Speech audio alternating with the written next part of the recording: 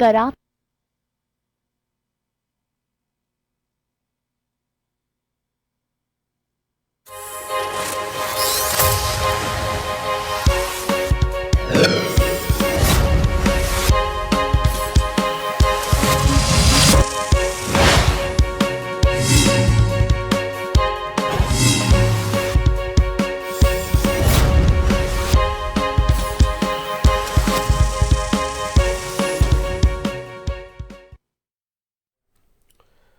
नमस्कार, आप देख रहे हैं जन उत्तराखंड और मैं हूं आपके साथ भानु दीक्षित। सबसे पहले नजर हेडलाइंस पर।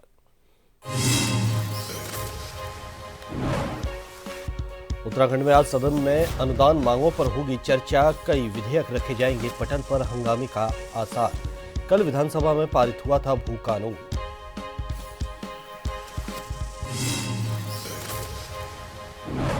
उत्तराखंड विधानसभा में भू कानून पारित। बाहरी लोगों को मनमाफिक नहीं खरीद पाएंगे जमीन। 11 पर्वतीय जिलों में जमीन खरीद पर रोक।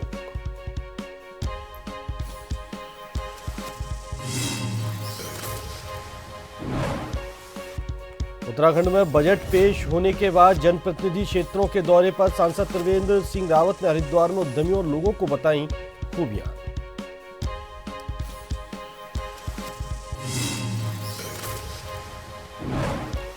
अधिवक्ता संशोधन बिल का विरोध जारी। नैनीताल में वकीलों ने किया विरोध प्रदर्शन। कानून की जलाई प्रतियां।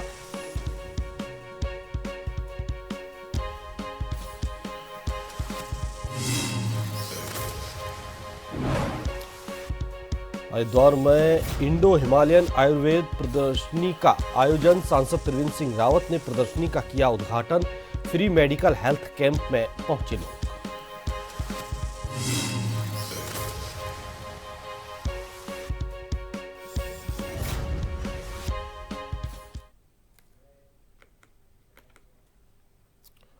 और खबरें विस्तार से।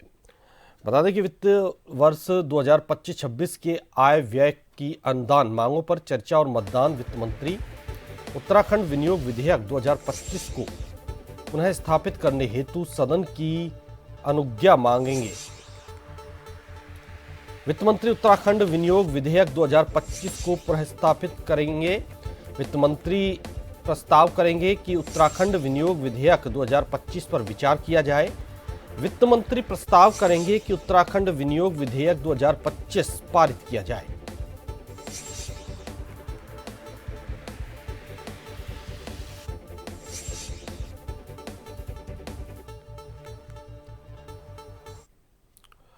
और ज्यादा जानकारी के लिए संवाददाता शैलेंद्र पांडे देहरादून से हमारे साथ सीधे जुड़े हुए हैं।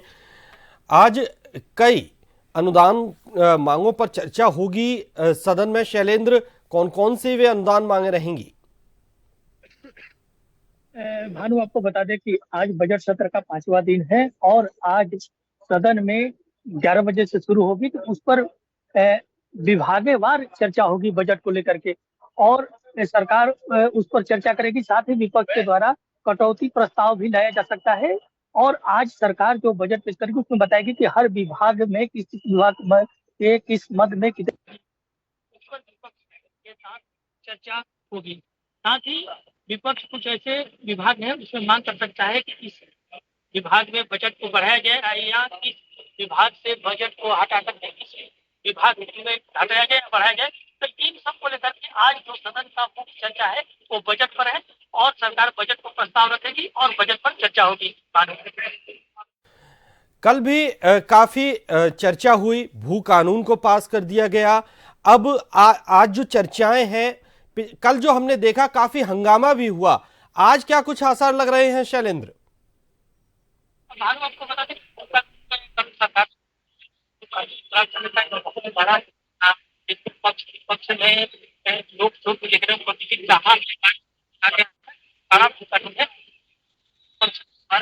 ऐसे इसमें बताए गए कि जैसे 12.5 एकड़ तक जमीन सरकार की अनुमति से आप ले सकते हैं। साथ ही लागू किया गया कि 11 एकड़ में आप जमीन नहीं खरीद सकते, लेकिन उसके बाहर रखा गया कि इन सब चीजों को लेकर के लोग जो हुई थी विपक्ष का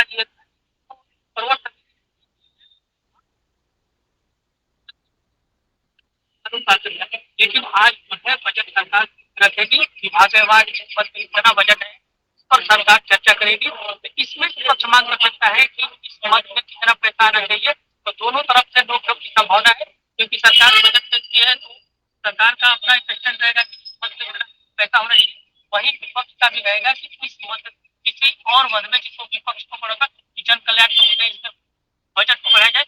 इन सबों को लेकर के चर्चा हो सकती है। चलिए, बहुत बहुत शुक्रिया शैलेंद्र आपका तमाम जानकारी के लिए। तो वहीं विधानसभा सत्र के चौथे दिन उत्तराखंड में भू कानून संशोधन पारित कर दिया गया।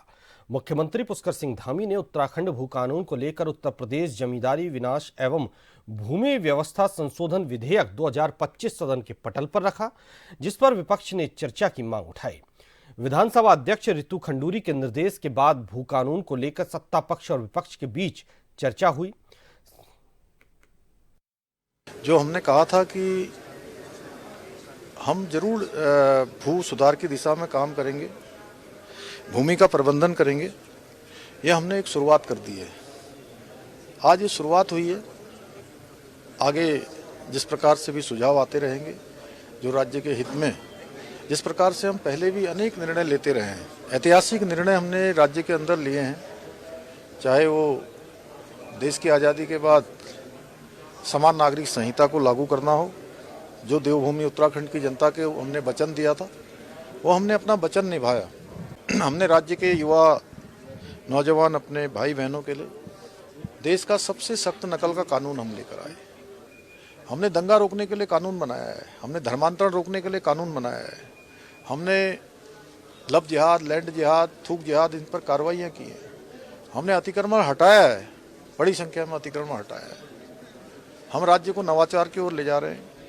हम जो कहते हैं हम प्रयास करते हैं कि हम उसको करें, और भू सुधार का कानून भी इसी दिशा में एक हमारे द्वारा उठाया गया कदम है। उत्तराखंड विधानसभा में मुख्यमंत्री पुष्कर सिंह धामी का संबोधन न केवल सरकार की नीतियों और उपलब्धियों का एक सार्थक परिचय था, बल्कि यह विपक्ष के भ्रष्टाचार और विफलताओं पर एक सटीक प्रहार भी साबित हुआ। मुख्यमंत्री ने अपने संबोधन में राज्य की प्रगति और भविष्य के लिए तय किए गए लक्ष्यों का स्पष्ट खाका प्रस्तुत किया। वहीं कांग्रेस की पिछली सरकारों की असफलताओं और भ्रष्टाचार के काले अध्याय को सदन के समक्ष बेनकाब किया। मुख्यमंत्री ने बजट को नमो की थीम पर आधारित बताया। साथ ही उन्होंने ज्ञान के सिद्धांतों को भी इस बजट का मूल आधार बताया। सरकार की ये पहल राज्य के आर्थिक और सामाजिक विकास के नए मार्ग प्रशस्त करने में सहायक होगी। धामी सरकार ने इस कुप्रथा पर अंकुश लगाने के लिए सख्त नकल विरोधी कानून लागू किया, जिससे युवाओं का विश्वास बहाल हुआ है। इसके अलावा समान नागरिक संहिता को लेकर सरकार का ऐतिहासिक निर्णय राज्य में समानता और न्याय की दिशा में एक महत्वपूर्ण कदम है। सदन में दिए गए इस प्रभावशाली भाषण के माध्यम से मुख्यमंत्री पुष्कर सिंह धामी ने यह साबित कर दिया कि वे न केवल एक दूरदर्शी नेता हैं, बल्कि एक मजबूत और दृढ़ इच्छा शक्ति वाले प्रशासक भी हैं।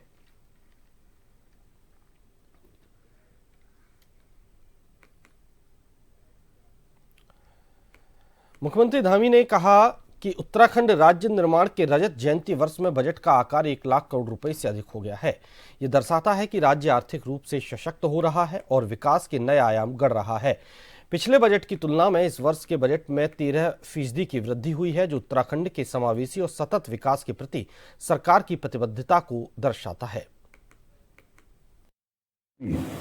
इस वर्ष के बजट में सप्तऋषि की अवधारणा दी गई है, जिसके अंतर्गत कृषि, उद्योग, अवसंरचना, इंफ्रास्ट्रक्चर, संयोजकता, कनेक्टिविटी, पर्यटन तथा आयुष, इन 7 ग्रोथ इंजनों को शक्ति प्रदान की गई है। हमारा राज्य अपने रेवेन्यू सरप्लस स्टेटस को मेंटेन करके वित्तीय प्रबंधन के जो मापदंड हैं, उन मापदंडों पर पूरी तरह से खरा उतरा है।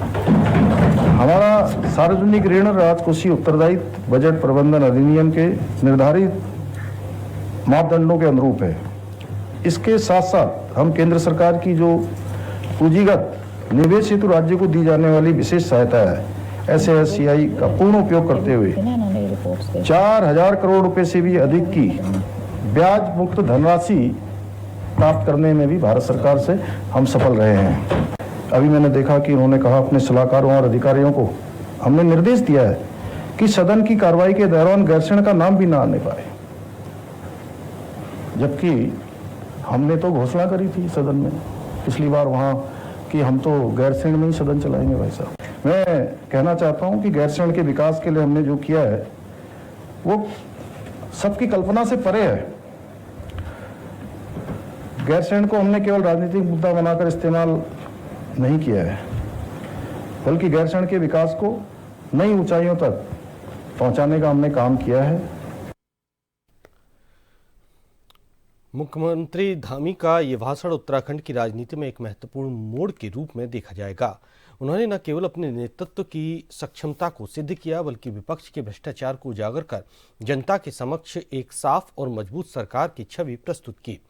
उत्तराखंड के नागरिकों के लिए ये बजट और सरकार की नीति निश्चित रूप से विकास और आत्मनिर्भरता की दिशा में एक बड़ा कदम साबित होगी।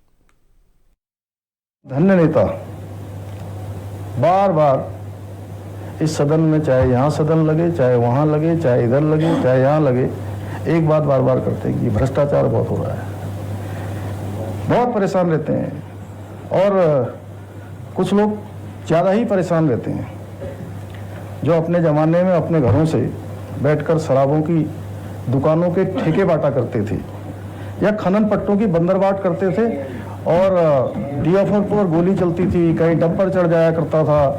अरे भैया, खनन के पट्टे बांटते हुए वीडियो में तुम दिखते हो, अपने ज़माने में डीएम एसएसपी के ट्रांसफरों के लिए रेट तुम तय करते हो, आबकारी विभाग, खनन विभाग जैसे विभागों को घाटे में डालने का काम तुम करो, और यहाँ नियम 58 का सहारा लेकर गालियां दो हमें, दिन भर आरती करते हो। भाई, हमने कहा था कि 24,000 की 24,000, जो उस समय 24,000 हमारे पद रिक्त थे, हम उन 24,000 पदों को भरेंगे, हम अपने नौजवान युवाओं को रोजगार से जोड़ेंगे।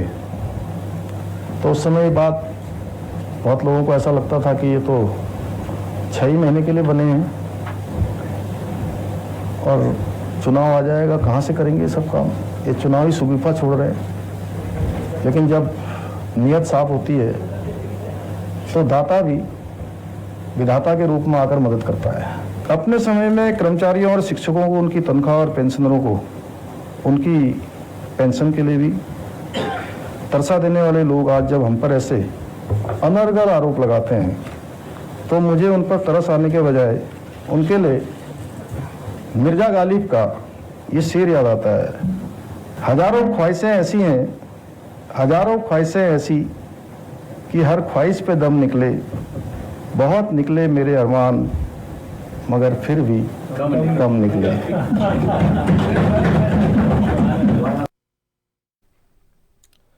ब्रेक के बाद आपका स्वागत है। आगे बढ़ते हैं। धामी सरकार के द्वारा सदन में पेश किए गए भू कानून संशोधन विधेयक को ध्वनिमत से पारित कर दिया गया। इसके बाद अब भाजपा के विधायकों ने इसके पक्ष में अपनी प्रतिक्रिया देना शुरू कर दी है। भाजपा के धर्मपुर विधायक विनोद चमोली ने इसे ऐतिहासिक बताते हुए कहा कि प्रदेशवासियों की पहाड़ों की जमीनों को खुर्द-बुर्द किए जाने जो कि एक बड़ी चिंता थी, वो अब खत्म हो गई। वहीं विपक्ष ने भू कानून में सरकार को लेकर सरकार पर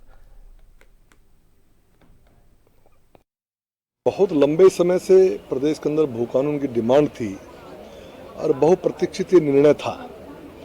आज एक इतिहास रचा गया है कि उत्तराखंड की विधानसभा ने एक सख्त भू कानून पास किया है और मुझे उम्मीद है कि उत्तराखंड में जो हमारी चिंताएं थी कि पहाड़ की ज़मीनें खुर्द-बुर्द हो रही थीं और लोग ज़मीनें खरीदते थे किसी और प्रयोजन से और उसके बाद उसका दुरुपयोग करते थे, आज उस पर लगाम लगी है।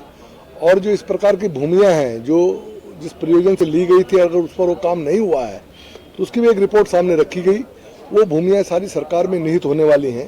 तो मैं समझता हूँ इसका बहुत बड़ा दिन है। पूरे उत्तराखंड वासियों को मैं बधाई देना चाहूँगा और आभार व्यक्त करना चाहूँगा माननीय मुख्यमंत्री जी का और सरकार का। उत्तर प्रदेश जमींदारा विनाश एवं भूमि व्यवस्था अधिनियम 1950 विधेयक 2025 में संक्षिप्त नाम, विस्तार और प्रारंभ, इसमें 1 नंबर का 2 पार्ट 2 इसमें लिखा है कि नगर निगम, नगर पंचायत,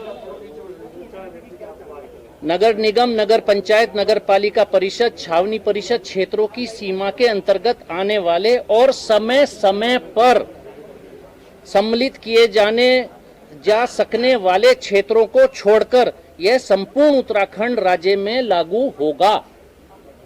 यानी ये एक बैकडोर एंट्री खोल दी। हरिद्वार के प्रेमनगर आश्रम में इंडो हिमालयन आयुर्वेद प्रदर्शनी लगाई गई। हरिद्वार के सांसद त्रिवेंद्र सिंह रावत ने हरिद्वार पहुंचकर प्रदर्शनी का उद्घाटन किया।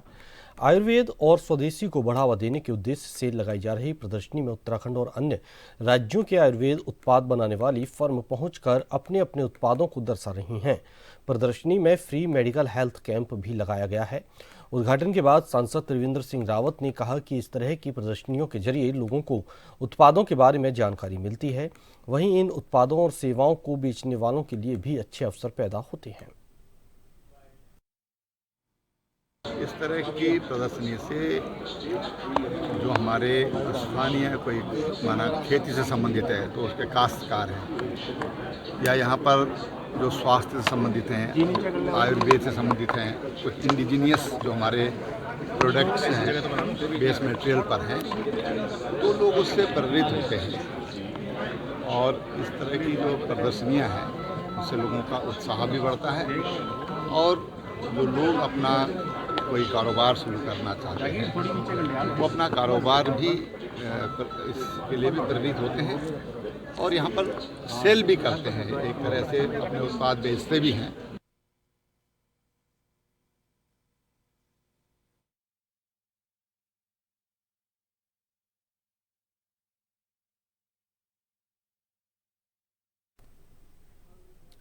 केंद्रीय बजट पेश किए जाने के बाद भाजपा सांसद अपने अपने क्षेत्र में जाकर बजट की खूबियां गिना रहे हैं। हरिद्वार के सांसद त्रिवेंद्र सिंह रावत ने हरिद्वार डाम कुठी में बैठक के दौरान मौजूद उद्यमियों और स्थानीय लोगों को केंद्रीय बजट की विशेषताओं के बारे में बताया। त्रिवेंद्र सिंह रावत ने कहा कि ये अब तक का सबसे बड़ा बजट है जिसमें केंद्र की मोदी सरकार ने मध्यम वर्ग, महिला, युवा, किसान सभी वर्ग का ख्याल रखा है। वहीं इनकम टैक्स स्लैब में 12 लाख तक की आय को टैक्स फ्री करना अभूतपूर्व निर्णय है।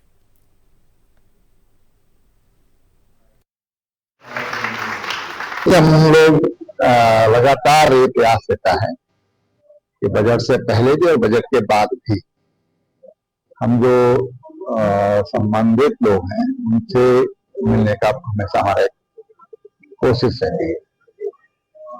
और भारतीय जनता पार्टी एनडीए की जो सरकार है वो पूरे देश में जहां जहां पर भी भारतीय जनता पार्टी के सांसद हैं और जहां पर नहीं भी वहां पर अपने जो उद्योग जगत से जुड़े हुए लोग हैं उनसे उनकी प्रतिक्रिया ले रहे हैं। और जो हमारे समाज के अन्य प्रमुख अंग हैं, किसान हैं, जो यूथ हैं, महिलाएं हैं, उनके बीच में भी हम जाकर के और प्रयास करते हैं कि उनको कुछ बातें बताई जाएं और उनके कोई सुझाव हो तो उनको फ्यूचर के लिए लिया जाए।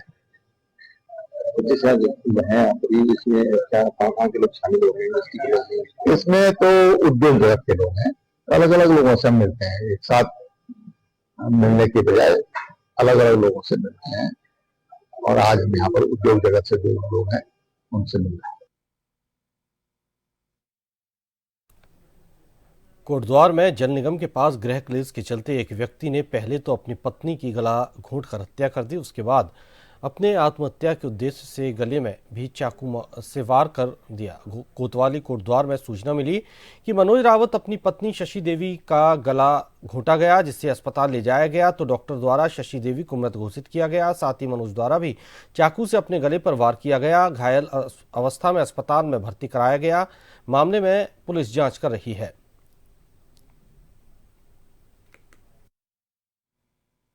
जो जल निगम कॉलोनी है पदमपुर में, वहाँ पर एक व्यक्ति अचेत अवस्था में पड़ा है तथा उसकी जो पत्नी है वो भी उसी कमरे में अनकॉन्शियस है। दोनों को हम लोगों द्वारा हॉस्पिटल पहुँचाया। वहाँ पर डॉक्टरों द्वारा जो उसकी पत्नी थी उसे मृत घोषित किया गया तथा जो आदमी है उसका प्राथमिक उपचार स्टार्ट किया गया। पूछताछ करने पर आदमी द्वारा ये स्वीकार किया गया कि उसने आवेश में आकर अपनी पत्नी की मृत्यु कारित करी है। गला घोंटकर उसने उनका मर्डर करा है तथा मर्डर करने के पश्चात उसने अपने आप को भी मारने की कोशिश की तथा चाकू से अपने गले पे वार करा, जिसमें वह नाकाम रहा। सूचना पे हम लोगों द्वारा मृतका के परिवार द्वारा यहाँ कोतवाली कोटद्वार में तहरीर दी गई, जिसमें हम लोगों ने संबंधित धाराओं में जो है उसमें मुकदमा मर्डर का पंजीकृत कर दिया है, तथा जो हमारा अक्यूज्ड है उसका प्राइमरी ट्रीटमेंट चल रहा है और उसके बाद जो भी लीगल कार्रवाई है उसमें हम लोग अमल लाएंगे।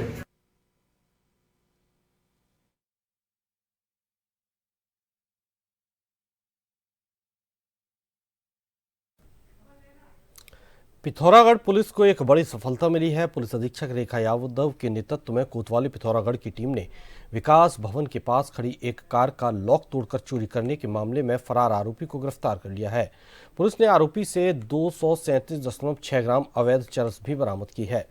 जगदीश शर्मा के खिलाफ पहले से 10 आपराधिक मामले दर्ज हैं, जिनमें से 4 मामलों में उसे सजा हुई है, जबकि 3 मामले कोर्ट में विचाराधीन हैं। 30 जून 2020 को उसे हिस्ट्री शीटर घोषित किया गया था और 2024 में गुंडा एक्ट के तहत भी मामला दर्ज किया गया था। दिनांक 20 फरवरी 2025 को वादी श्री तनुषपाल द्वारा थाने पहुंचकर तहरीर किया गया कि रात्रि में विकास भवन के समीप उनकी गाड़ी खड़ी थी, जिसका लॉक तोड़कर किसी व्यक्ति द्वारा गाड़ी में रखे बैग को चुरा लिया गया था, जिसमें उनके कुछ कपड़े व कागजात वगैरह थे। घटना का तत्काल संज्ञान लेकर के सुसंबद्ध धाराओं में अभियोग पंजीकृत किया गया तथा विभिन्न पुलिस टीमों का गठन कर घटना के अनावरण हेतु निर्देशित किया गया। इसी क्रम में विभिन्न सीसीटीवी कैमरे खंगालते हुए टेक्निकल और मैनुअल इनपुट के आधार पर अभियुक्त को ट्रैक किया गया, साथ ही उसकी अरेस्टिंग की गई। दौरान अरेस्टिंग अभियुक्त के पोजीशन से 237 ग्राम के लगभग चरस बरामद हुई है तथा एनडीपीएस एक्ट के तहत इसमें धाराओं की बढ़ोतरी की गई है। अभियुक्त के आपराधिक इतिहास के बारे में जानकारी करने पर प्राप्त चला है कि अभियुक्त के विरुद्ध पूर्व में 10 के करीब अभियोग पंजीकृत है, जिसमें अभियुक्त के विरुद्ध गुंडा एक्ट के तहत भी कार्रवाई अमल में लाई गई। इसी के साथ इस बुलेटिन में फिलहाल इतना ही। नमस्कार।